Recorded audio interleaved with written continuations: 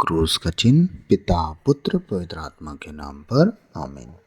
सर्वशक्तिमान महान परमेश्वर पिता, हम आपको धन्यवाद देते हैं, राजाओं के राजा प्रभु के प्रभु प्रभु यीशु मसीह, पिछली रात के लिए, आज के दिन के लिए, शाम रात के लिए पिता हम धन्यवाद देते हैं कि आपने अब तक हमें जीवित, सुरक्षित और अचानक मरण से बचाया। हर अप्रिय घटना से, हर दुर्घटना से, हर एक्सीडेंट, महामारी से बचाया, उसके लिए धन्यवाद पिता। आज तक जो भी हमसे मन वचन कर्म से, अपना कर्तव्य पूरा ना करने से जो हमसे पाप गुनाह हुआ हो, उसके लिए हमें क्षमा कीजिए, दया कीजिए, कृपा कीजिए प्रभु। हमें दंड ना दीजिए, हमारे कर्ज गुनाह अपराध क्षमा कीजिए, ताकि आज तक जो भी हमसे मन वचन कर्म से, अपना कर्तव्य पूरा ना करने से जो हमसे पाप गुनाह हुआ, उसके लिए हमें प्रभु दया मिल सके, आपकी कृपा मिल सके, हमें क्षमा मिल सके। हम पर दया कीजिए, कृपा कीजिए, क्षमा कीजिए प्रभु। अपने क्रोध की अग्नि हम पर ना भड़काएं परमेश्वर, अपने अनुग्रह के रीति पर प्रभु हमें जीना, चलना, उठना, बैठना सिखाइए प्रभु। हम प्रार्थना करते हैं जिस तरह आपने एक आशीष दी है प्रभु दाऊद के घराने पर और यरूशलेम पर, कि आप अनुग्रह करने वाली और प्रार्थना सिखाने वाली आत्मा को उंडेलेंगे प्रभु, हम पर भी उंडेलिए, ताकि हम पूरी रीति से आपके कहे अनुसार जीवन जिए, पाप गुनाह से दूर रहे, पवित्रताई और खराई में जी सके, चल सके, उठ बैठ सके। हमारी निर्बलताओं में, हमारी दुर्बलताओं में, हमारी कमियों में, कमजोरियों में प्रभु, हम चाहे शारीरिक हो, चाहे मानसिक हो, चाहे आर्थिक हो, चाहे आत्मिक कमजोरी में, हमें बढ़ाइए परमेश्वर। आपके बेटे बेटियों के लिए मैं प्रार्थना करता हूँ, उनके हर एक कमी में ऊंचा करिए परमेश्वर, ताकि वो बढ़ चढ़ के आपके नाम को ऊंचा कर सके, आपके नाम की महिमा कर सके। और सेल्फ सेंटर लाइफ जीने वाले ना हो, वरन उस सेल्फ सेंटर से बाहर निकल के आपके सुसमाचार के प्रचारक बने। हर एक अपने परिवार को प्रभु आपके तरफ बढ़ाने के लिए बढ़े परमेश्वर, वो बचे, उसका घराना बचे, इस योग बनाइए।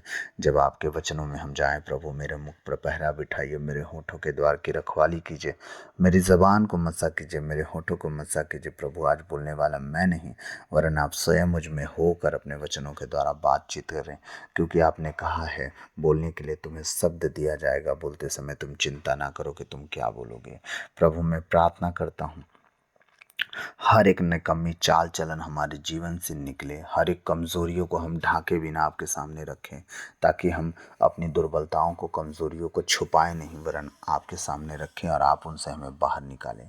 सारी बातों को आपके चरणों में रखते हुए प्रार्थना विनती यीशु के नाम पे वक्त आपसे मांगते हैं, सुनिए और दया से ग्रहण कीजिए। आमीन, आमीन, आमीन। तो सबों को जय यीशु। प्रभु के बेटे बेटियों, मैं आपसे आशा करता हूँ कि आप बहुत आनंदित होंगे और आपका घराना, आपका घर परिवार बहुत अच्छे से चल रहा होगा। मैं प्रभु को लाख लाख धन्यवाद देता हूँ। मैं ये भी विनती करता हूँ कि प्रभु ने जो मुझे परिवार का सदस्य दिया है, जो वचन आप सुनते हैं प्रतिदिन, मुझे बहुत आनंद मिलता है जब मैं देखता हूँ कितने लोग इस वचन को देखे हैं, कमेंट किए हैं, मुझे बहुत खुशी मिलती है। मैं आप सबसे अनुरोध करूंगा कि वचन ज़्यादा से ज़्यादा लोगों तक शेयर कीजिए, ताकि जब अगर आपको अच्छा लग रहा है तो उन्हें भी पता चले। प्रभु के वचनों को एक तरह से मैं पूरी तरह से एक्सप्लेन करना चाह रहा हूँ, और आगे को हर सुसमाचार यही वचन मिलेगा, आगे भी चारों सुसमाचार में मिलते जुलते वचन मिलेंगे, लेकिन भेद बदलते जाएगा। तो वचनों को बड़े ध्यान से सुनिएगा। मैं बहुत बड़ा वचन नहीं रखा हूँ, छोटा सा ही वचन रखता हूँ, 10 से 15-20 मिनट तक का।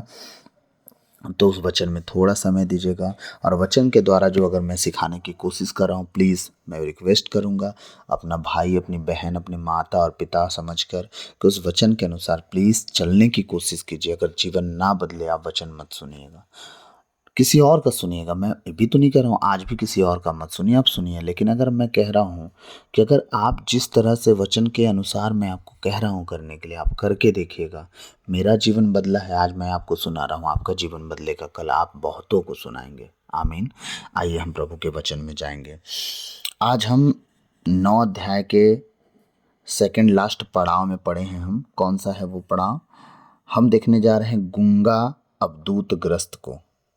मत्ती अध्याय 9 पद संख्या 32 से लेके हम पद संख्या 34 तक आज देखेंगे, है ना। कल हमने जो देखा वो था दो अंधों को दृष्टिदान।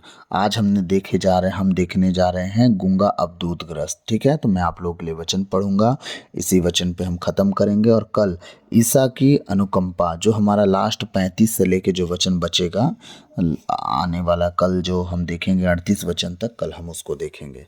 तो आज हम वचन देख रहे हैं गूंगा अवधूत ग्रस्त।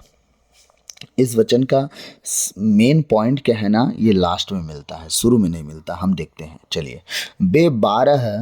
वे बाहर निकल ही रहे थे कि कुछ लोग एक गूंगे अवधूत ग्रस्त मनुष्य को ईसा के पास ले आए। एक गूंगा व्यक्ति था जो दुष्ट आत्मा से बंधा हुआ था और वो बोल नहीं पाता था, बोलने की कोशिश करता था पर बोल नहीं पाता था। एक बच्चा था, मेरे जीवन में भी एक गवाही है। खुदा ने मेरे जीवन में इतना बड़ा काम किया, मैं उसे योग्य नहीं था। मैं अधर्मी, मैं पापी, मैं गुनाहों में गिरा हुआ, लेकिन परमेश्वर लुढ़े की कलीसिया में लेके गए। वहाँ 3 दिन का हमारा पहला प्रचार था और वहाँ एक बच्चा जन्म से, माँ बाप कभी नहीं बोल पाता था, बेचारा गूंगा ही था कहा जाए तो। 5 साल हो गया उसको बड़े हुए, लेकिन कुछ नहीं बोला था अपनी माँ से, इशारे में बात किया करता था।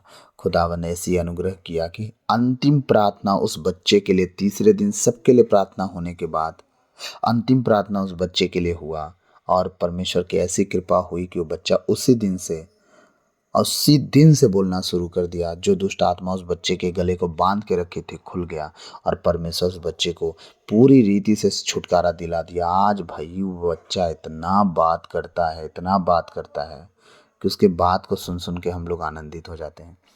तो परमेश्वर की कृपा है। ऐसे ही कुछ हुआ। क्या हुआ?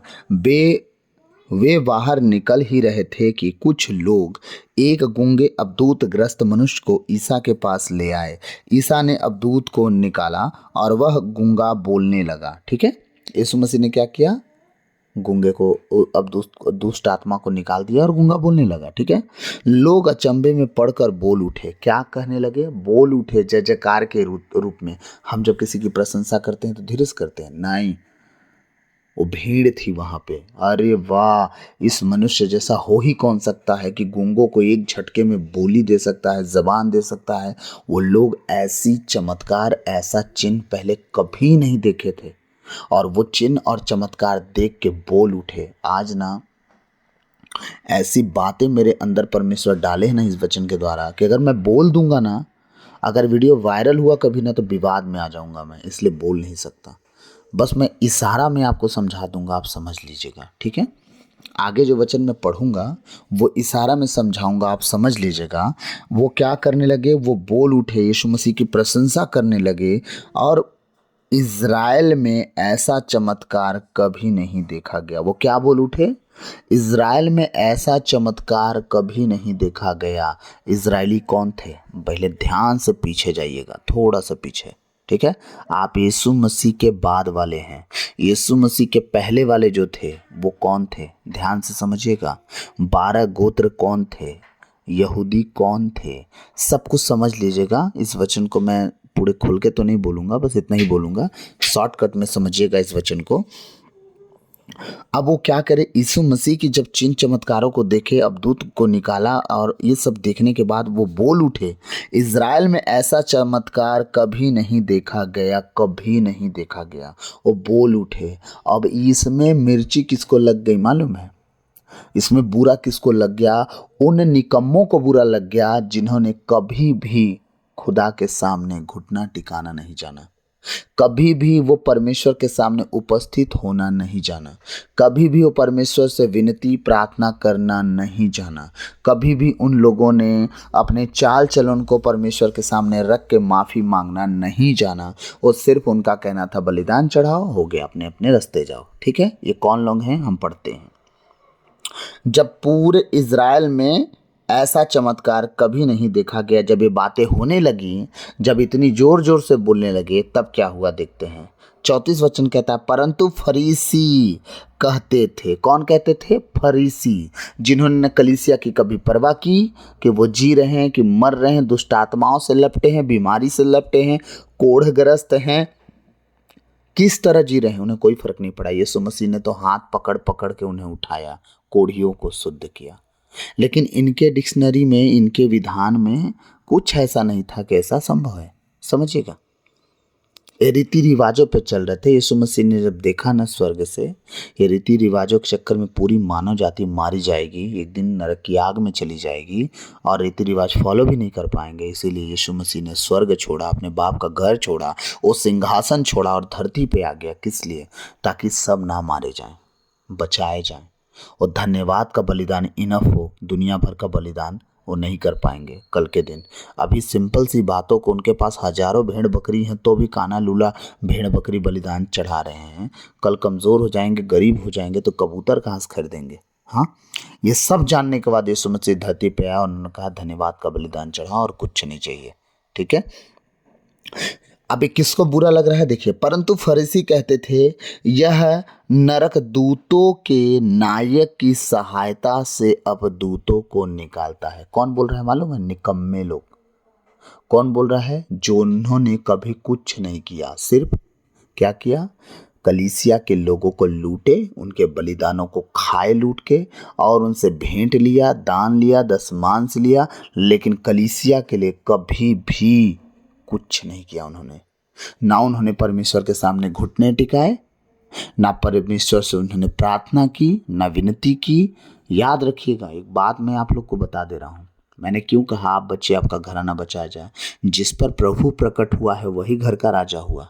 पुराने विधान में जब राजा गलती करता था तब सजा पूरी प्रजा पाती थी, पूरी की पूरी प्रजा को सजा मिलती थी। राजा दाऊद ने गलती किया, पूरी सजा पे क्रोध भड़का परमेश्वर का। ठीक है, बहुत सारे उदाहरण हैं।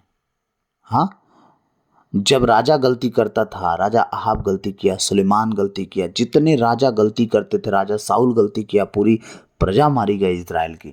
जब जब राजा गलती करते थे पूरी सजा पाती थी प्रजा। जब राजा दंडवत कर देता था, हाँ, हिजकिय्याह राजा ने दंडवत किया, अरे बहुत से राजा ने दंडवत किया, परमेश्वर के सामने नाक रगड़े और परमेश्वर पूरी प्रजा की गलती को माफ़ कर डाला। हाँ, जब निनवे शहर में जा रहा था, तरसुस भाग रहा था, कौन? योना नबी निनवे शहर पहुंच गया। निनवे शहर का राजा कहता है कोई भी, ना बच्चा, ना बूढ़ा, ना जवान, ना गाय, ना बैल, ना भेड़ बकरी, किसी को खाना पानी ना दिया जाए, सब उपवास करेंगे। योना नबी कहता है मैं जानता हूँ तू सबको माफ़ करेगा, हाँ मैं जानता हूँ तू माफ़ करेगा, लेकिन तुम्हें ज़बरदस्ती भेजा, ये लोग नहीं सुधरेंगे। सब सुधर गए। इसलिए मैं आप सबसे एक बात कहना चाहूँगा कि उन इज़राइलियों की तरह, शास्त्री फरीसियों की तरह जीवन ना व्यतीत करें। अपने प्रभु परमेश्वर पर विश्वास करें कि वो सब कुछ आपके लिए कर सकता है। गूंगों को ज़बान दे सकता है, बहरों को कान दे सकता है, अंधों को आँख दे सकता है, गूंगों को बोलने के लिए शब्द दे सकता है। आप समझ लीजिए, कोढ़ियों को शुद्ध कर सकता है, बीमारों को चंगा कर सकता है, सब कुछ वो कर सकता है। ऐसे लोगों के अनुयायी ना बने जिन्हें कुछ नहीं पता, बस आपको भटका रहे हैं। प्लीज़ ऐसे लोगों की बात ना माने। चाहे आपका पड़ोसी हो, चाहे सगा संबंधी हो, चाहे घर वाला हो, बाहर वाला हो, कोई भी हो, अगर परमेश्वर के राज की शिक्षा आपसे नहीं बात कर रहा है ना वो, तो आप उससे कृपया दूरी बना के रखें। क्योंकि प्रभु भी कहते हैं, प्रभु का वचन में आज ही मैं पढ़ा, पौलुस एक जगह लिखते हैं कि जो विश्वासी भाई ना हो और वो पाप में बार बार गिरता हो, उसे ना छोड़ दो, तुम उससे दूरी बना के रहो, नहीं तो तुम्हें भी लपेट लेगा। क्योंकि बुरी संगति अच्छे चाल चलन को खराब करती है। अब ये लोग क्या किए? यीशु मसीह लायक बेटा था, पिता से जो मांगता था मिलता था उसे। ये लोग नालायक कौन थे? याजक, शास्त्री, फरीसी। ठीक है, वो शास्त्र वेदों का ज्ञान रखने वाले जो लोग थे ना, ये लोग ढकोसलेबाज थे, एक नंबर के। जानते कुछ नहीं थे, लेकिन प्रभु का नाम खराब करने के लिए उनके पीछे पीछे घुमा करते थे। कुछ लोग आज भी हैं, ठीक है, हमारे चर्चों में हैं, बड़े बड़े चर्चों में हैं, छोटे छोटे चर्चों में हैं। हाँ, वो लोग अपने निकम्मे चाल चलन को नहीं देखते कि हम में कुछ भी बात नहीं है जो हम परमेश्वर के नाम से कुछ करें कि हमारा नाम ऊंचा उठे। लेकिन जब दूसरा कोई कुछ कर जाएगा, उनके देखते देखते उसका नाम खराब करने में वो पीछे नहीं हटते। जब दूसरा उनकी आंखों के सामने चिन्ह और चमत्कार दिखा देगा, तो वो तर्कों में बात करके उसे नीचा दिखाने की साबित करेंगे। किसके सामने? उन लोगों के सामने जो उनकी सुनते हैं। मतलब चमचे, समझ गए? शास्त्रीय फरीसियों के चमचे हुआ करते थे। यीशु की जब वो बदनामी करते थे तो चमचे खुश होते थे, आनंद मनाते थे कि हाँ सही बात, आपने जो कहा सही कहा, है ना। क्योंकि शास्त्री फरीसी उस समय धनवान हुआ करते थे, लेकिन उनके पास खुदा का ज्ञान नहीं था। वो चिन्ह चमत्कार की ताकतें उनके अंदर नहीं थी, क्योंकि परमेश्वर से उनका रिश्ता ठीक नहीं था। यीशु मसीह का रिश्ता उनसे ठीक था, चिन्ह चमत्कार की ताकत उनके पास थी, और यही चीज उनसे बर्दाश्त नहीं होती थी। तो परमेश्वर यीशु मसीह के बेटे का परमेश्वर के बेटे यीशु मसीह का वो बदनामी करते थे और कहते थे कि ये परमेश्वर की ओर से थोड़ी है, ये तो अबदूतों के द्वारा अबदूतों को निकाला करता था। तो यही वचन आगे जब मिलेगा तो उसमें ये भी मिलेगा, क्या जिस शहर में फूट पड़ जाए, हाँ, क्या दुष्ट आत्माओं को निकालेगी। ये सारे दृष्टांत आगे जाके हम इस वचन पे भी काम करेंगे, लेकिन मैं चाह रहा हूँ जो वचन हमें जहाँ मिल रहा है, मत्ती में जो मिलेगा हम उसी पे बात करेंगे, मार्कुस में जो मिलेगा हम उसी पे बात करेंगे, लूकस में जो मिलेगा हम उसी पे बात करेंगे, योहन में जो मिलेगा हम उसी पे बात करेंगे। हर वचन का अलग अलग भेद है, तो मैं चाहता हूँ कि उन भेदों को इसमें ना मिलाऊं, इस भेद को उसमें ना मिलाऊं। अलग अलग वचन, अलग अलग भेद, सबका मेलजोल वही है, लेकिन थोड़ा कम थोड़ा ज़्यादा, ठीक है। तो मेरा ये कहना है कि आप किसी पर दोष लगाने वाले भी मत बनो, और कोई अगर दोष लगाता है किसी के काम को देख के तो उसे भी बोलो आप लायक बनो, दोष मत लगाओ। आप उस लायक बनो ना, क्यों दोष लगा रहे हो? उसने जो किया परमेश्वर की आशा में पाके, उस जो प्रेम उससे विश्वास मिला वो किया, आप भी करो। जब बड़े बड़े काम किसी के हों तो आप उत्साहित हो, उन्हें ढारस दिलाओ और उनसे कहो कि प्रभु आपको और बढ़ाए और आप बड़े बड़े काम करो। आप भले प्रचारक हो गए, आप भले याजक हो गए, आप भले ऊंचे पद वाले हो गए, लेकिन अगर आपसे बड़ा कोई काम कर गया ना तो उसे और प्रोत्साहित करो, उसके लिए प्रार्थना करो कि वो और बढ़े। अगर आप उसके लिए दुआ करोगे, परमेश्वर आपको ऑलरेडी बढ़ाएगा, क्योंकि आप जो बोते हो परमेश्वर के राज में वो काटोगे। आप धरती पर बो रहे हो, आप काटोगे। आप परमेश्वर के अनुसार वो आत्मा दूसरे के जीवन में प्रार्थना के द्वारा बो रहे हो तो तुम्हारे लिए भी प्रार्थना की जाएगी और वो बोए जाओगे तुम। क्यों? क्योंकि पिता के पास हमारा महायाजक जो यीशु मसीह है वो हमारे लिए प्रार्थना करते हैं, ठीक है। हमें किसी और की प्रार्थना की जरूरत नहीं है। हाँ, हमारे लिए बीच वही हमारा यीशु मसीह है जो पिता से मेल कराते हैं, और तीसरा कोई पर्सन ही नहीं बना है दुनिया में कि जो हमारा पिता से मेल करा दे, ठीक है। हमारा यीशु मसीह है जो पिता से मेल कराते हैं, ठीक। तो जितनी बातें एक जगह हमने पढ़ा, जितनी बातें आपके लिए उचित है उन्हें ग्रहण करें, और मैं जो बोलता हूँ और जो आपको लगे कि नहीं ये ग्रहण करने योग्य नहीं है तो ठोकर ना खाएं प्लीज़, उसे आप ग्रहण मत करो कि नहीं ये सही नहीं है, रोहित सिंह ने जो बोला वो ठीक नहीं बोला, इसे हम रिसीव नहीं करेंगे। लेकिन जो बोला मैं रिसीव करिए, ठोकर खा के इस वचन का जो चैनल चल रहा है इसे आप छोड़ दो, आगे हट जाओ। क्या पता आने वाले दिनों में परमेश्वर आपके जीवन के लिए अच्छा बात कर दे, आपके परिवार के लिए अच्छा बात कर दे, क्योंकि हमने तो बस 2-4 अध्याय पढ़ा, अभी तो पूरी बाइबल पढ़ी है। क्या पता परमेश्वर इस वचन के द्वारा आगे आपका जीवन बनाने वाला हो, और कुछ बातों, छोटी सी छोटी बातों पे आप ठोकर खा जाओ, शैतान आपको भटका दे और वचन छोड़ जाओ, आप सुनना बंद कर दो, तो देखिए कहीं ना कहीं आपका भी इसमें नुकसान होगा, और मेरा भी इसमें एक चीज़ नुकसान होगा कि मेरी किसी गलती से परमेश्वर के एक बेटे और एक बेटी ने ठोकर खाया और वचन सुनना बंद कर दिया, तो मैं आप सबसे पहले ही माफ़ी मांग रहा हूँ। अपना छोटा भाई, छोटा बेटा समझ के मुझे माफ़ कीजिएगा, और वचन को अनसुना ना करके वरन सुनते जाइएगा। क्या पता परमेश्वर वचनों के द्वारा कमी दिखाए, कमियों पर नाराज ना हो, कमियों को छोड़ें। अगर आपको कुछ गलती दिखाई जाती है वचनों के साथ, प्लीज़ उस गलतियों से बाहर निकलें। मैं आज अपने पिता से बात कर रहा था, मेरे पिता की गलतियों को मैंने दिखाया। मेरे प्रभु में मेरे पिता आए नहीं हैं, लेकिन बहुत सी बातों में वो मानना शुरू कर दिए हैं कि नहीं मैंने बहुत जगह पे गलत किया है। तो प्लीज़ आप मेरे माँ बाप की तरह, भाई बहन की तरह हैं, आप बुरा ना मानें, वचनों पर ध्यान करें और वचनों के अनुसार चलें, जीवन बदलेगा और आप गवाह होंगे। तो गॉड ब्लेस यू ऑल। प्रभु आप सबको बहुतायत से आशीष दे, आप बचे, आपका घराना बचाया जाए यीशु मसीह के नाम से, प्रेरित 16:31 के अनुसार, और हम सब प्रभु में बने रहे, बढ़ते जाएं। वचन को ज़्यादा से ज़्यादा लोगों तक शेयर करें और सब्सक्राइब करें चैनल को, ताकि हमारा वीडियो डायरेक्ट आप तक पहुंचे। आने वाले समय में मैं लाइव वीडियो डालूंगा, हम सब एक दूसरे के सामने बैठेंगे, एक फिक्स टाइम रखा जाएगा, कम बेसी चलेगा, लेकिन हम सब एक दूसरे के सामने बैठेंगे और हम हूबहू परमेश्वर के नाम की महिमा करेंगे, और हम प्रार्थना भी करेंगे एक दूसरे के लिए। तो प्रभु आप सबको बहुतायत से आशीष दे, हम प्रभु में सदा आनंदित हों और आप भी। आमीन आमीन। God bless you.